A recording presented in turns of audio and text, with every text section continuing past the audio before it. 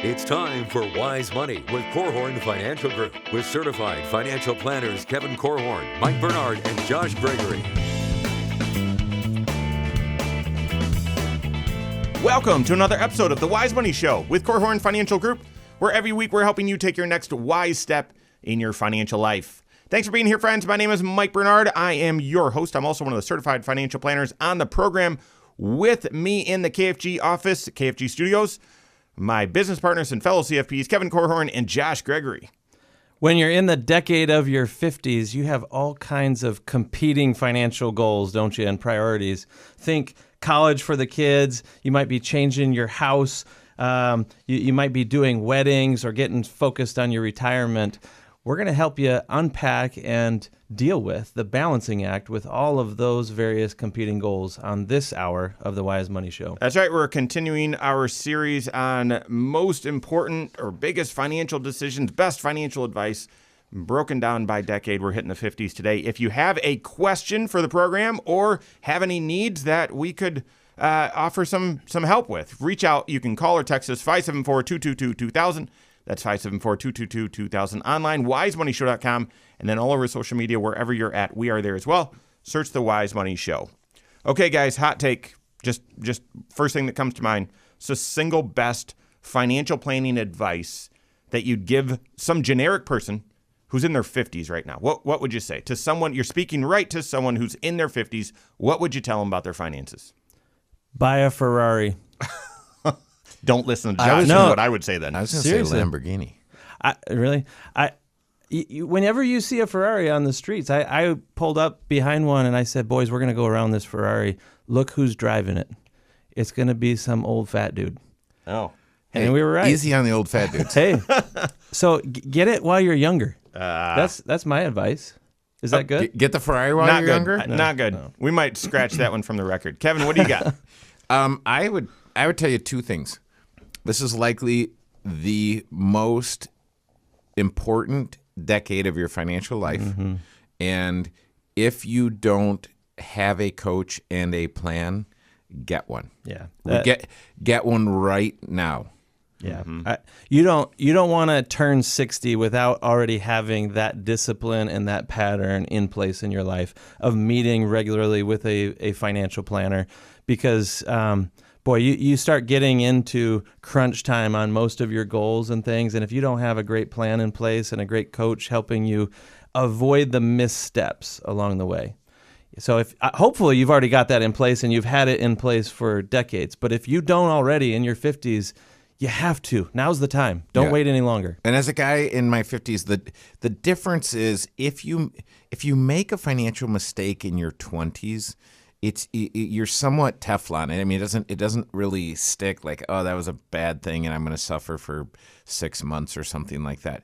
You can make a financial mistake in your 50s that can change the trajectory of your entire financial life, your family's financial tree. Mm-hmm. And so this is where you've got enough resources where you're finally dangerous.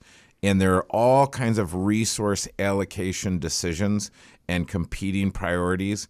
And so you really, really, really want to make sure that your contingencies are in place. Yeah. Because when you look at this, it's quite possible that you have just entered being the sandwich generation, where you're taking care of parents and you're taking care of adult children. Yep. Or grandchildren.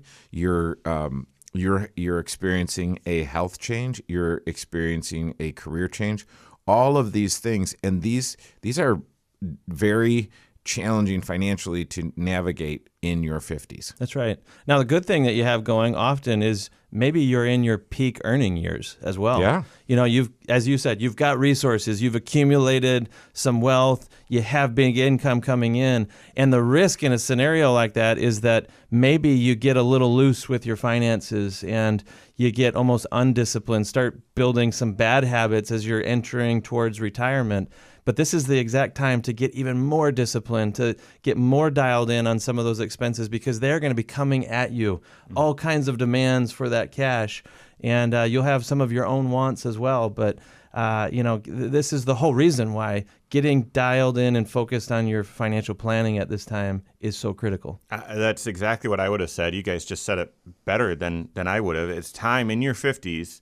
It's time to take an honest look at your financial life. A true look. Start doing that math. Start doing that analysis. Hopefully you've done it before, but yes, this is the time where you need to be meeting regularly with your certified financial planner who's doing comprehensive financial planning, and you're starting to map out what pace are you on, what adjustments do you need to make, and make sure that you don't, you take your eye off the ball. So often people show up in their early 60s trying to get started, and it's too late. And now it's, we've just got to make some final adjustments here. But in your 50s, there's still enough time to do something about it. So I think if we look at the 6 areas of financial planning, there's 6 areas to your financial life, to mine, to Kevin's, and good news, to Warren Buffett's as well. It's the same, okay? You've got your present financial position. You've got protection planning. 3rd is tax planning. 4th is investment planning, which most people just focus on that. Nope, it's just one of the 6 areas, okay? 5th is retirement planning and college planning. You throw that in there too. And then the 6th is estate planning. And in order to make great financial decisions, you've got to look at how those financial decisions are going to impact all 6 of those areas. Most financial decisions will impact multiple. And if you're not aware of that, then how can you make great choices to ensure that you're bringing synergy to those 6 areas, okay? So with that in mind, we're going to kind of run around the circle and hit each of the 6 areas and talk about what are the biggest things you need to be aware of in your 50s. And Kevin doesn't want us to go in order. So we're going to start with retirement planning in your 50s, because to me, that's likely the one that you're going to be focused on the most at this time, is building that 5-factor retirement plan. Well, that's often the reason why new folks show up on our doorstep looking for a certified financial planner to work with, because they've reached their 50s. They're maybe launching kids from the nest and starting to realize, hey, we're on borrowed time here, and our own retirement is becoming the focus now. It's not just getting established in our careers or getting the kids educated and established. No, we need to be ready for our own retirement. So if now is when you're beginning to turn your attention to your retirement, it's important to take inventory. What have you already been doing? Mm-hmm. Hopefully you've already been in contribution mode for years and years, decades maybe, and you've begun to accumulate some resources that are earmarked for retirement. Now it's time to really craft the game plan, if you don't already have it, with a certified financial planner. They're going to sit down with you and talk through, kind of what's your vision for retirement? What do you want life to look like? What's your lifestyle going to be? Where are you going to live? How much do you want to be spending? That kind of thing. So now is the time to be essentially sitting down with the architect who's going to help you dream up your dream house for retirement. And then you're going to be looking at different blueprints, and you're going to be making adjustments along the way. We're talking about a 5-factor retirement plan. What age do you want to be done? Usually you're going to have a couple different ages. Well, ideally I'd like to be done at this age. I would hope that I'm done by this age. And if I need to, I'll work until this age, right? That's the first. The second factor is how much you're going to be spending, okay? And there's all sorts of quick and easy cheater shortcut retirement analyses out there that try to get you to retirement spending. Nope.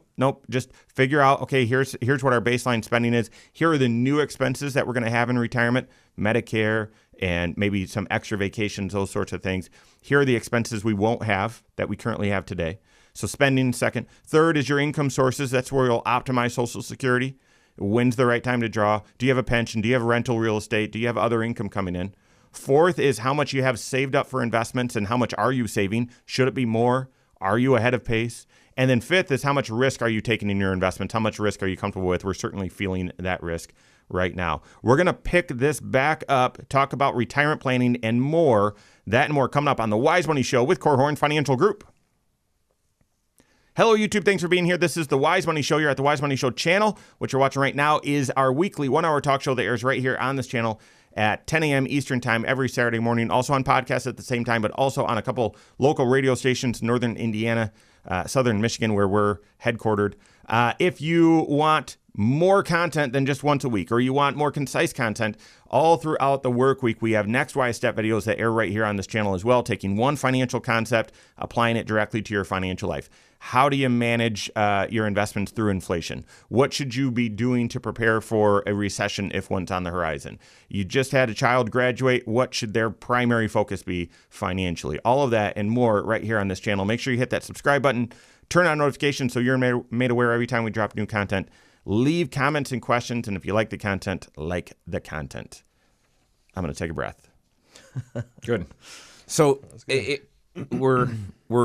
are we done with retirement planning? We're still No, I think because a couple one of more. the things, I don't know whether it's retirement planning, investment planning, or tax planning, but somewhere we need to talk about the contribution limits that change in your 50s. Yeah. Perfect. That's good. We'll hit it right now, and that kind of goes right into investment planning, which would be the next one. So, what should you be focused on financially in your 50s? We're helping you with that and more right now. This is the Wise Money Show with Korhorn Financial Group. Thanks for being here. My name's Mike Bernard. With me in the KFG studios, Kevin Korhorn and Josh Gregory. Stay up to date on all Wise Money content. Find us online, wisemoneyshow.com, and then all over social media, wherever you're at, we are there as well. Search the Wise Money Show. Talking about the most important financial decisions that you need to make in your 50s. Josh gave us an example of what not to do right at the beginning of the show.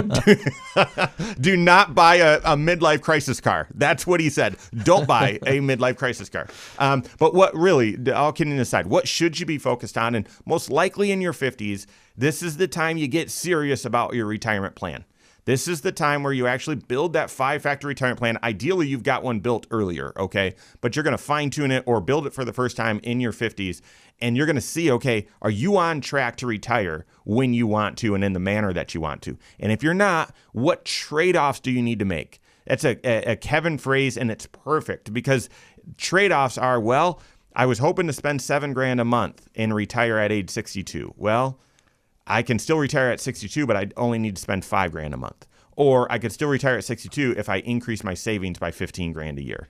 Or I can spend the $7,000 a month, but I've got to retire at 65. Those are the trade-offs. And you're going to have that perfect clarity. And as soon as that's clear from your certified financial planner, the world will change.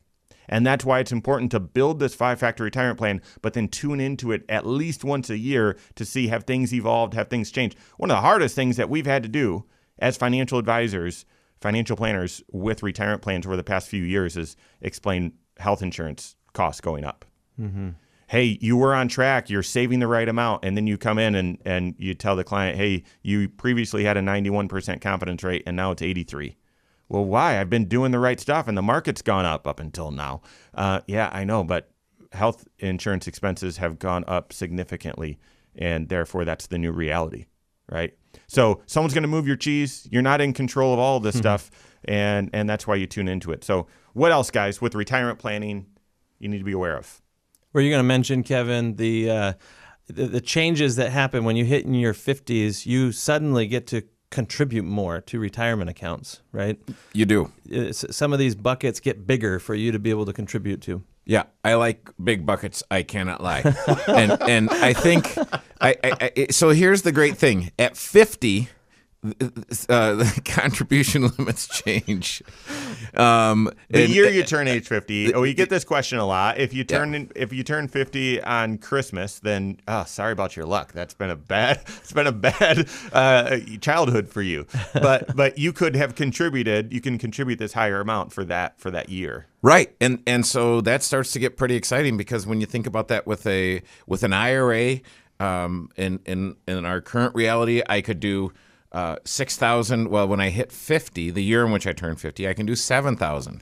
If I had a 401k for 2022, it's $20,500 for anyone. And the catch-up is still $6,500, I believe, right? So it's $27,000. Right. Total. And so you might be listening to that and saying, hey, wait a minute, I can't save $27,000. The buckets are bigger than I can actually afford to do. That's fine. That's why you need a financial planner, because you should be looking, I would say in your 50s, at the risk of jumping around here, but this is where it's all connected together, and you want to have a financial plan. and you want to have a process, not products. So think process. What is my process? Because really, you should be graduating in your 50s from having consumer debt to the extent that it's possible, unsecured debt. Try to graduate from having secured debt. Yeah, like a mortgage. Like a mortgage. So, and as you do that, and as you graduate from having college expenses for the kiddos, all these things, there should likely be resources that get freed up. And I would have a great plan for those.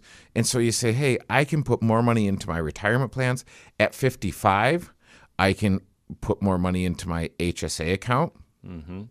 If I retire in the year in which I turn 55, I can pull money out of my 401k without penalty. And 59, all this might sound really boring to some people, though. Like, are you kidding me? Like, I've been working so hard to get these kids out of the house. I'm ready to start having some fun. But, boy, you almost have to reframe what fun is, because contributing or playing catch-up on these retirement goals may be really, really critical. You might be behind schedule. And so, as you're saying, Kevin, when debt gets paid off and when kids there's less mouths to feed at home, that kind of thing, you may have some cash flow being freed up. And if you're not capturing the right portion of it, then the fun might be pretty short-lived, because you might get to retirement underfunded and, unfortunately have to start saying no to yourself down the road, as opposed to maybe not yet today. Fewer mouths, but at least in my experience, bigger bellies. So it can offset there. So here we're going to segue, because you can't talk about these 6 areas independently. And guys, that is the big message. That's why the Wise Money Show exists. That's why Korhorn Financial Group exists, is because you can't look at your financial life independently. You truly cannot. You need a comprehensive approach. And so investment planning, it's interesting in your 50s, and I'll tell you right now, because Josh, what you're talking about, Kevin, what you're talking about, being able to contribute more. Who wants to contribute more right now? Yeah, right. No, nobody. No one. And we would scream into the microphone, yes, you do. My goodness, if you're feeling a little bit behind in your 50s, you've got an opportunity to invest even more at discounted prices. Well, when's it going to come back up? I don't know. I don't know. But you're now able to buy stocks on sale, and they might get even more on sale. I don't know. That's fantastic. So when you're in your 50s, this is the interesting thing, guys, and I know you've seen this too. From an investment standpoint, you start realizing, oh, my time horizon's shorter. But your time horizon's actually still long. And so there's a little bit of, identity crisis when it comes to investing. And especially during times of volatile markets, when you're in your 50s, you could feel like, I don't have enough time to recover from this, and therefore I need to go low risk. Well, wait a second. We're hoping that you live into your late 80s or 90s. So you're going to go low risk for the next 40 years? No, can't do that. Right. Can't do that. Right. It's important to recognize that day one of retirement, you're not going to spend all of your nest egg, right? You better not, anyway. So you're facing a time horizon that, as you're saying, Kev, or Mike, is decades long, right? Yeah. Just gave you the best compliment of your life. My goodness. Thank you.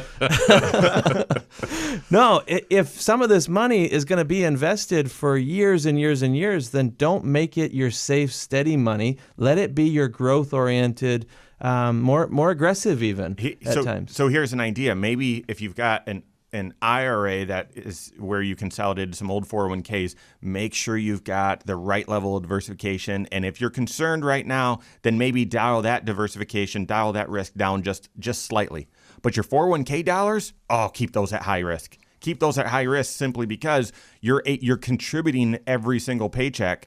And as we have volatile markets, you're able to buy in lower, right? So you're able to buy more shares at lower prices. When you're contributing, say, $1,000 a month and share prices drop 20%, you're now buying more shares at cheaper prices when they were higher. That works to your advantage. So making sure that your investment decisions are connected with that retirement plan is one of the most important things you need to be focused on and aware of financially in your 50s. And so often, guys, we see the mistake where people have those detached. They let their emotions get the best of them in their investments, and pretty soon they've got an allocation that doesn't line up with their overall financial plan and financial goals.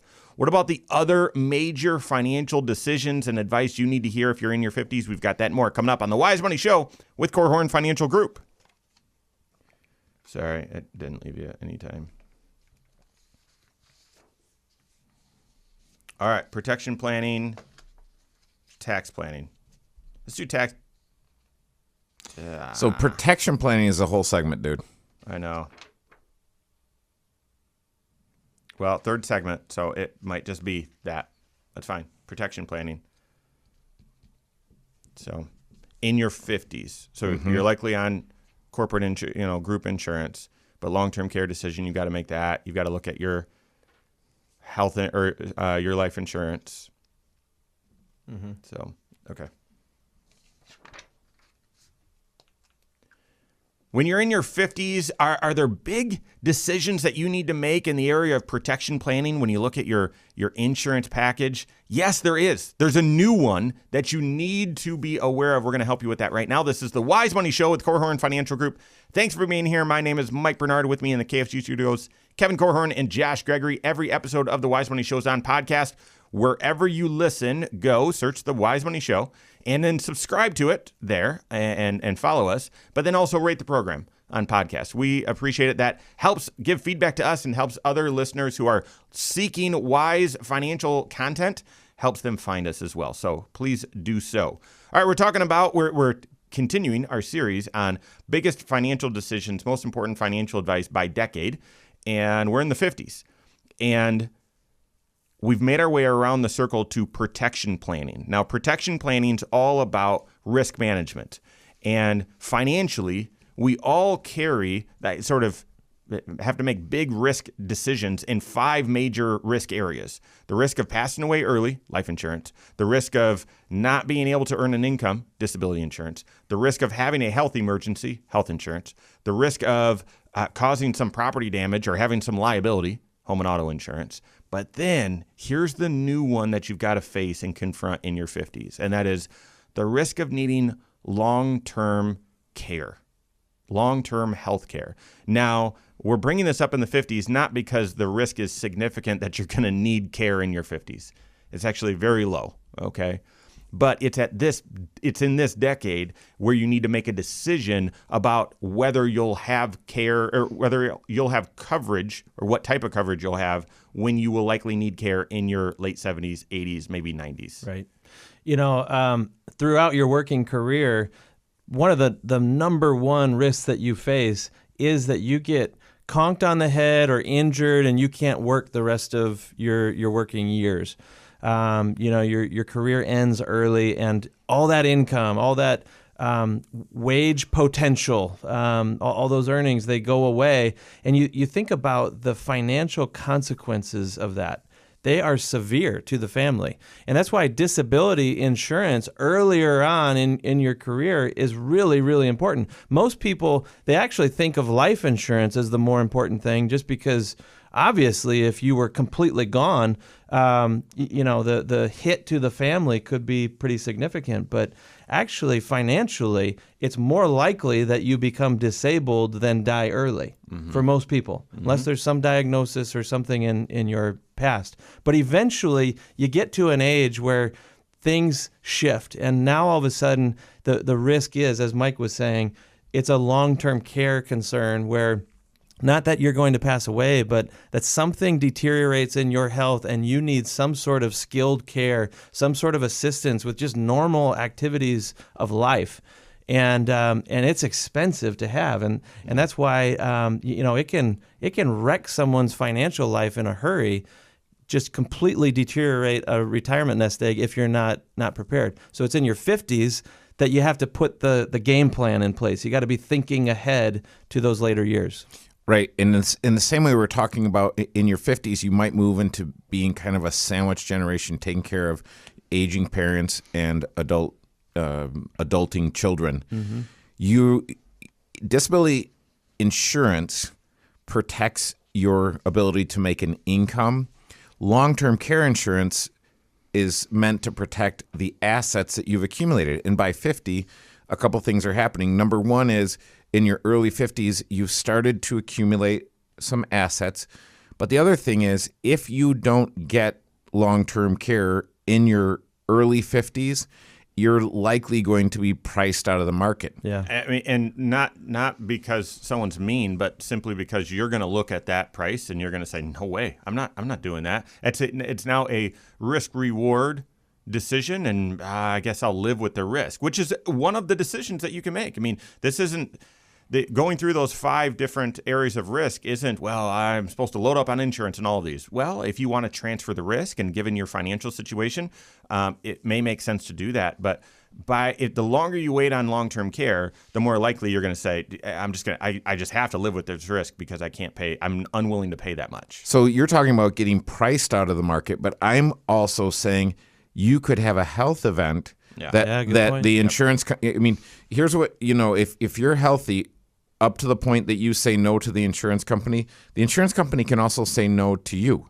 Right. And so, because once the health event has happened, you just can't get it. Mm-hmm. Which is why when you look at should I still keep my disability policy? Because in your 50s, your disability policy likely is going to pay until maybe 65. Some of them 67, but yeah, you're right. Yeah. 65. So you might have a 10 to 17 year window. Hey, if I get disabled today, at 50, I'll get 15 to 17 years worth of benefit. Long-term care. But the other thing is your life insurance.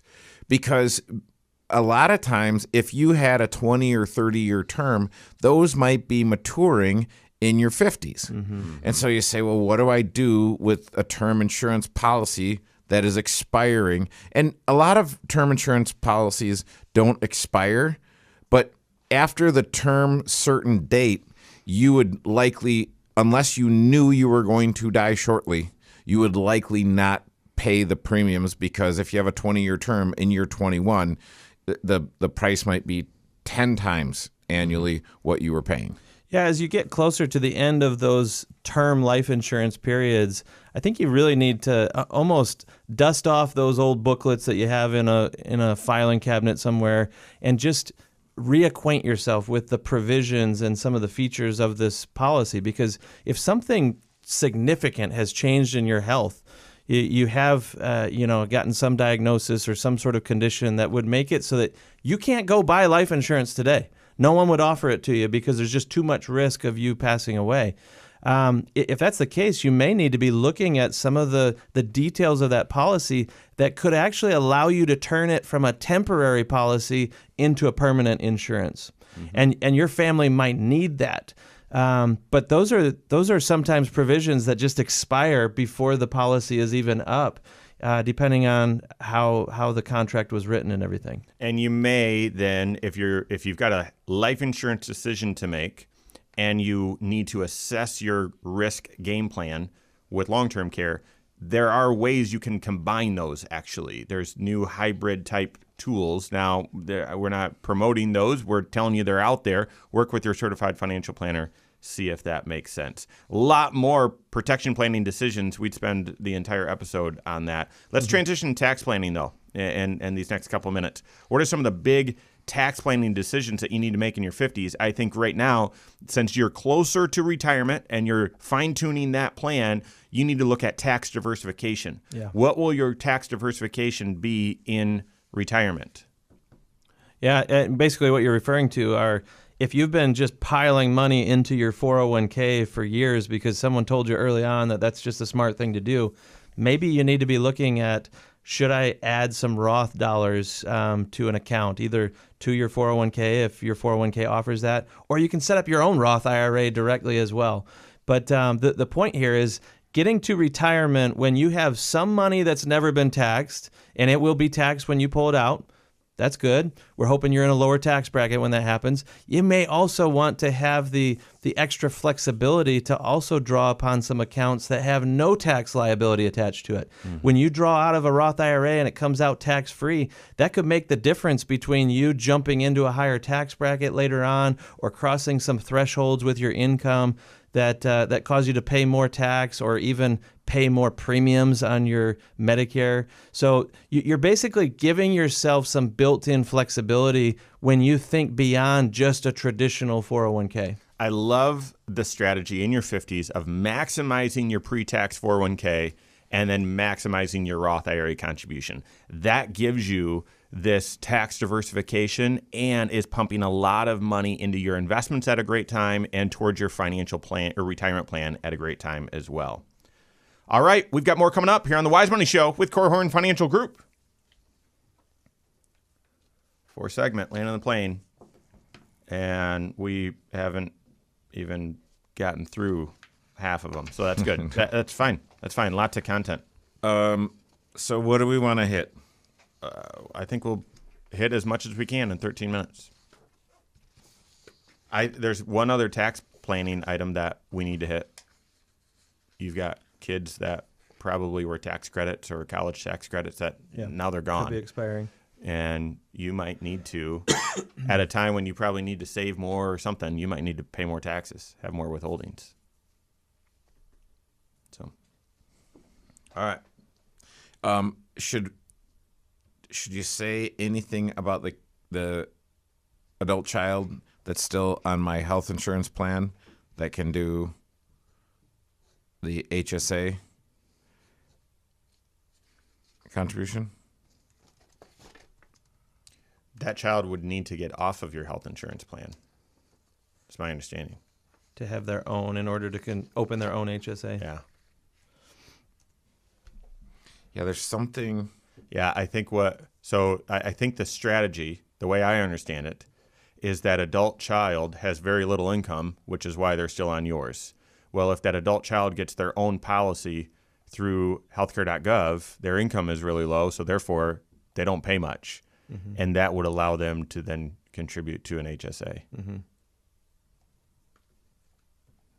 So now you've got 2 different deductibles, though. Right. I was going to say you've got to analyze whether or not, it is still cheaper to have them stay on that plan and just forego their own HSA contribution. Yeah.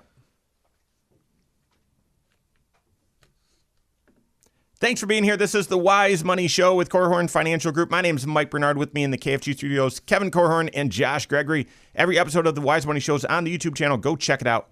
Go to YouTube, search the Wise Money Show. Subscribe to it there. Turn on notifications because we drop a lot of content there, especially as the markets are moving fast. The economy is very tricky at the moment. So go to YouTube, search the Wise Money Show, and follow us there. Leave comments there as well. We appreciate that and can use those as questions for upcoming programs.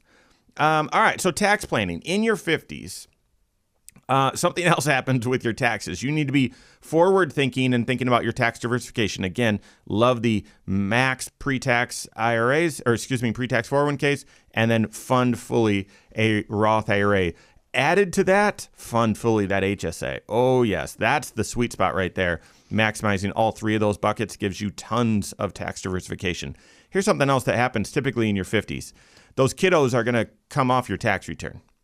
And for a while, depending on your income, for 20 years, you've gotten some sort of tax benefit for those kids. And most recently, those tax benefits have come in the form of credits, which is a dollar for dollar reduction. After your tax is calculated, it reduces your tax dollar for dollar. Child tax credit of a couple grand and an American Opportunity tax credit, which is a college credit, of $2,500. When that's gone, that can be a shock. Yeah. That can create some tax surprise. And work with your CFP to see, well, are there other deductions or other adjustments you can make? And sometimes there isn't, and you just need to be prepared to have more taxes withheld. This is one of the reasons why I'm never shy about suggesting to our clients that they actually lean on our tax team for their tax preparation and their tax planning, because when, in the spring, we get to deliver those tax returns to the client. We get to reveal to them how all the planning from back in the fall played out and how there really weren't any surprises, but hopefully. But it's also the time to begin turning the attention to the new year, right? It's not too early in the spring to already be considering how is your tax picture going to change from year to year. I would want you to know in March that, hey, that credit that you've been used to that saved you $2,500 and maybe put you in refund mode, it's going away this year. And so if everything else stays the same, all of a sudden you go from getting a nice big check from the government deposited into your checking account to now you owe them. You're writing a check to them. And boy, that is a surprise that you don't want to find in March. It's better to get that now and adjust your tax withholdings potentially. Maybe there's some additional tax credits that you could be taking advantage of, or just some tax planning that it needs to shift. And it's often in the decade of the 50s that your game plan begins to adjust. And typically when you're faced with that, it is, well, your CFP providing clarity, confidence, but also creativity. Well, some adjustments you could make. You're not quite maximizing your HSA contribution, and here's why that's a good idea to do. Can we carve out some cash flow to make sure that you maximize that and increase your deduction there? Can you contribute, you've been contributing 10% to that 401k. Can we increase that to 14%? That will create an additional deduction as well. Some of those things you're going to want to look at with your CFP. Also, if those college tax credits are coming off the return, so maybe is a state tax credit as well, a 529 plan. And this is a time when you have to say, well, working with your CFP, well, then do you stop that contribution or do you just keep it going because from a overall financial planning standpoint, you're in good shape and continue to contribute to a 529 for a future grandchild, something like that. Yeah, and this is some advice that is not necessarily intended for your 50s. But I would say if you're a business owner, there's two different types of structures. There's a tax structure and a legal structure for your business. So the legal structure for your business, a lot of people will set up what's called an LLC. So that's your legal structure. And if you don't do anything else, that's also your tax structure. But if you make what's called an S-Corp election, then the S-Corp is your tax structure. The LLC can still be your legal structure. And one of the things that just hot off the presses, because I spent a good chunk of time this week working with small business owners that have never really sought out financial advice, because if you say to them, well, who helps you with your tax planning? They don't really have help with their tax planning for the most part. They have compliance help to make sure that they're not in trouble from a tax standpoint. But there's no one saying, hey, on the art side of the equation, maybe your salary should be set here. And with your salary, all you're going to do is pay taxes and fund a retirement plan. Yep. And you're going to live on profits from the business. So there's a lot of art to that. And so I would say if you're a business owner, you're listening to this, and you haven't done that, make sure you work with someone who does tax planning. Yeah, I'm so glad you went there because that just applies to more and more people. Especially coming out of the pandemic, there's so many people who have set up a side hustle that's really kind of growing into a true business. I have clients who have some self-employed income that's as big or bigger than their normal salary through work. And it creates some tax pain unless they're really proactive and often utilizing things like those retirement plans that you were referring to, Kevin. I actually think that is more common in your 50s. I mean, if you're an entrepreneur and you've started a business, likely in your 50s is when you're really getting traction. That business is actually starting to create some cash flow and you've got more choices. Maybe you didn't even have the income to say that I'll just live on the dividends, but now you do. And making a wise tax planning decision then is crucial. Let's transition to estate planning. In your 50s, this is a time when you need to be reviewing your estate plan. Now, hopefully your CFP is doing comprehensive financial planning, and they're going to review your estate plan with you every 2-3 years, something like that. But in your 50s, likely you now have adult children that you've seen how they've matured, and hopefully all of them are folks that you would trust to make great decisions and play certain roles in your estate plan. Maybe not all of them, but now's the time when you might take a look and say, hey, Aunt Ida, I used to have as the trustee, and listen, Aunt Ida, she's probably not capable of doing that anymore, and the oldest child has a good head on their shoulders, we're going to have them listed as the primary trustee if mom and dad are unable to do that. So you might have even want to update beneficiaries as well at this stage because, again, those children are growing. Yep. Most of the time we think of the estate plan as being built to benefit other people after you're gone, right? As you're saying, Mike, if you're gone tomorrow or you passed away yesterday, what would have happened to the things that you're leaving behind? Would they have gone to the people that you care the most about and that you're trying to bless their life? And would it have been left to them in a condition that actually is a blessing and not a mess or actually harms them because of too much money too soon, that kind of thing? Well, what may have been true 10 years ago about your kids hopefully is not still true today. They've grown, they've matured, and the structure of how you leave things to them maybe needs to evolve right along with their own development. Same with a revocable living trust. Now is a time when in your 50s you might have more assets. You might have assets in different jurisdictions in your 50s. Typically in your 20s, you're not going to have a lake house in Michigan and live in Indiana, right? If so, give me a call. I like jet skis. My kids do too. So no, in your 50s, your assets are expanding, and therefore it may make sense to even consider a different estate planning structure, including maybe a revocable living trust. Right. Well, in your 50s, that might be the time when you're finally financially looking at, do I get a second property? And if I live in Indiana and buy a second property in Michigan, if I live in Michigan and buy a second property in Florida, or fill in the blank, that's where I want to make sure the ownership of these things is correct. I appreciate how you say if you live in Indiana, you might buy a place in Michigan. But if you live in Michigan, you're not buying a place in Indiana. You'll buy a place in Florida instead. Right there. That is the truth. No, so I don't know. I can. There's lots of cool places in Indiana. I like to buy a place. All right. Nice try. Yeah, okay. no. Lastly, the sixth area of your overall financial life is actually, we're going to end with the first, okay? And that's present financial position. Now, let me throw a couple of these at you. In your 50s, here's what you're probably juggling with cash flow.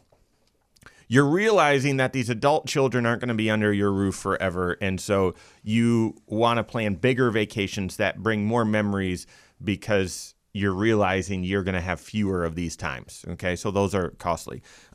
House renovations and upgrades. You likely the kids, repairs after the kids have destroyed the house. That's what I'm facing. I've got about 3 holes in the wall. I'm serious that we're just leaving because they'll probably make another one. But by that time, you got to update those things. You might want to move at this time. Kids are out of the house. You might be looking, saying we're close enough to retiring. We'd love to get this mortgage off our backs. And then lastly, we probably got a wedding or two. And hopefully we do, or maybe we want to help gift some assets to the kids so they can get started in their life strong. I mean, that's all happening in your 50s. Lots of demands on your cash. Yeah. Well, and because the 60s come after the 50s, I think it's important that what you do and the groundwork that you lay during this decade is really, really critical. And as we said earlier in this show, it's possible that you reach a stage in life where you've got more income than you've ever had before. You're starting to feel more financially free. And because of that, you may start adding some things to your lifestyle that erode actually your ability to go reach goals. It's competing attention for your finances. And so I think it's important that in this stage of life, in this decade, if you haven't done it already, if you've been kind of living your financial life by the seat of your pants, it's time to start getting a plan in place. Yeah. And that may include a budget or some sort of cash flow plan so you're directing the right dollars to the right things and not just letting the whims of life pull at your resources. Yeah, if you have not developed that area of your life, your financial life, then go take a class. Go to Financial Peace University. There's tons of great educational stuff online, YouTube, wherever. But start learning, start engaging. And do not hear me say start trading. right? Yeah. Because that's what everyone is tempted to do. They're like, oh, okay, well, this is good. I can get that Ferrari that Josh was talking about at the beginning of the show with my Bitcoin earnings or whatever. I'm like, no, don't do that. Don't. But, to a person, everyone says, man, I wish I'd started this earlier. Yep. Well, now's a good time to get started. Yep. Get started. That's exactly right. 50s, it's a crucial decade. Okay, Kevin said earlier, possibly one of the most important decades in your financial life. I'll end where we started, and that is likely the most important financial decision you can make in your 50s is to hire the right CFP that's doing comprehensive financial planning. If you don't have that relationship started, that's your action item for today. On behalf of Josh Gregory, Kevin Korhorn, all of us at Korhorn Financial Group, have a great weekend. We'll see you next Saturday for the Wise Money Show with Korhorn Financial Group. Securities offered through Silver Oak Securities, member FINRA/SIPC. Advisory services offered through KFG Wealth Management, LLC. Doing business as Korhorn Financial Group. KFG Wealth Management, LLC and Silver Oak Securities Incorporated companies are unaffiliated.